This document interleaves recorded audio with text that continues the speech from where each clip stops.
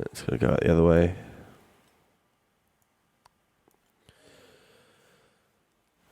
And then you might, I guess, bring your floor up.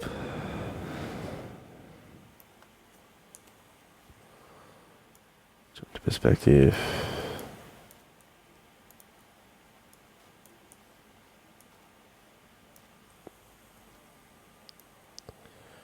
Just to ground level. And then you can finally kind of tweak that to get that right.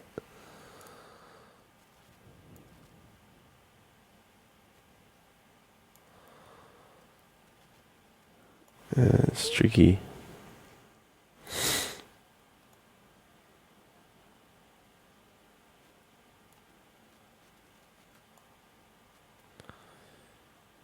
Because as I said before, it's the edges that are the most important. So you've really got to get them pretty close.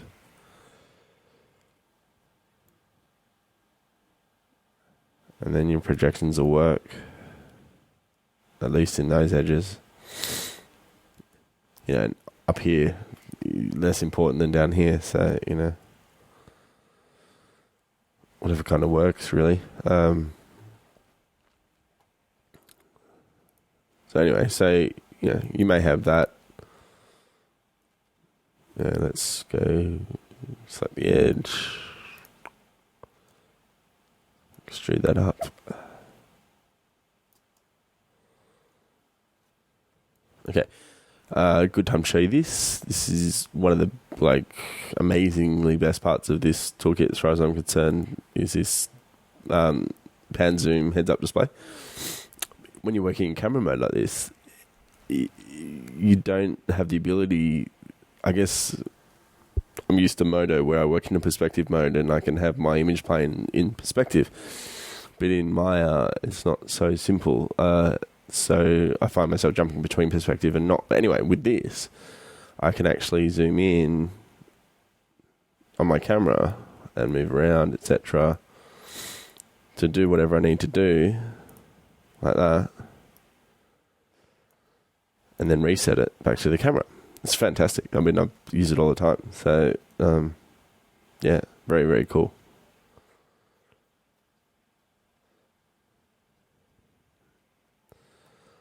So yeah, so extrude that up.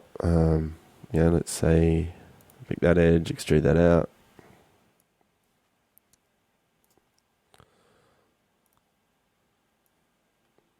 So, so we've got, where is it? The gutters there, roughly. Extrude again. Extrude again. Then maybe go back to that edge, extrude again, and go up.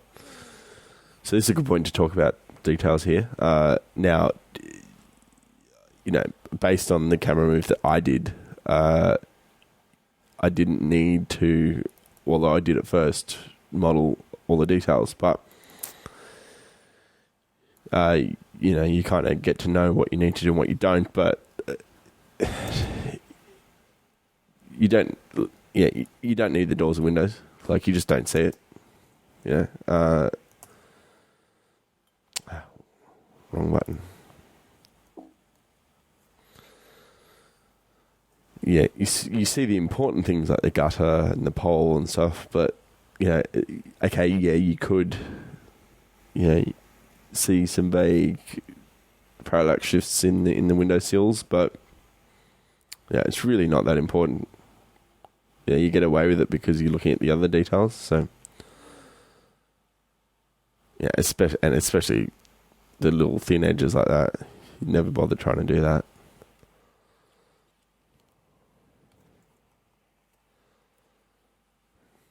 Just isn't worth it. You can see it looks better even smaller. Less noise. I haven't rendered that high res yet, so that's why there's a bit of noise when I'm in playback.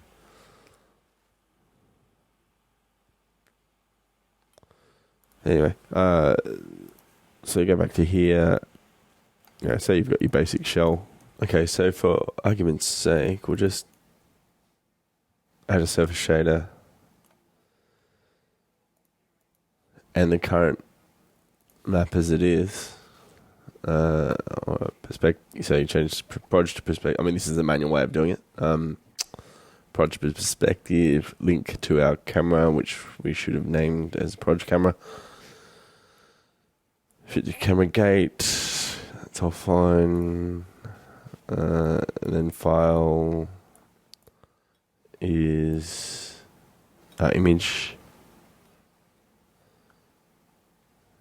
That should do it.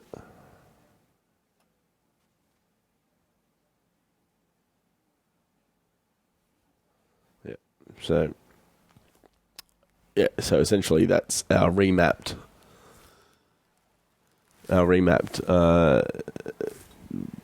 image back onto our model projection. So, right. So, what do we want to do with that? Okay. So first up, let's label that our ProjCam 1. Select that camera and duplicate it. And call this our moving camera. And do a little camera move and see what happens. So, make it 100. This in wireframes, you can see. Select the camera. Key those. And let's go, make sure we're on our moving camera.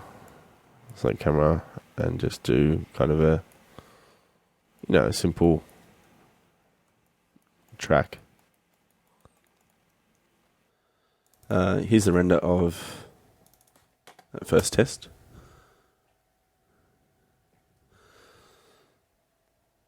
So yeah, I mean you can see, let's put on loop. What problems there are, what works. Generally, the ground looks cool. Obviously, we need more foreground. You start to see. You start to see kind of stretching here, and obviously here because there's no geometry for that. That's kind of stretching a little, but that'll help once we've got a model for that. But you can just obviously off a few planes, you can see it actually works quite well. And that's really the simple theory of projections, and obviously it's entirely dependent on your camera move. So, so what we do next is just kind of added, the details that we need that will stand out, or that do shift or stretch or etc. So. We've got that thing here, we've got the pole, this little step, possibly these. I mean, you probably don't need to do these, but, it's entirely up to you, because you do see it a little.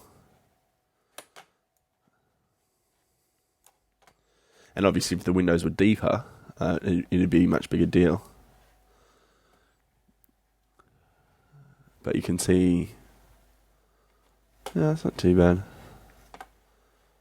Yeah, you get this kind of nice shift in it.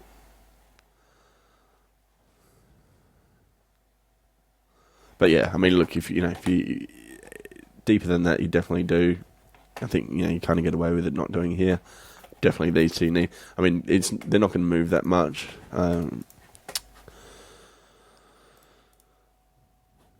But I guess I'll just start with what I need to do now. Obviously, as I said, I'm not going to bother kind of going through any modelling. You all know how to do that, so I'll just pause it, model it, and jump forward. Okay, so this is so basically, I've done the windows. I did them anyway. This little kind of awning and the pole and that little step, and then this is a render of that. On loop.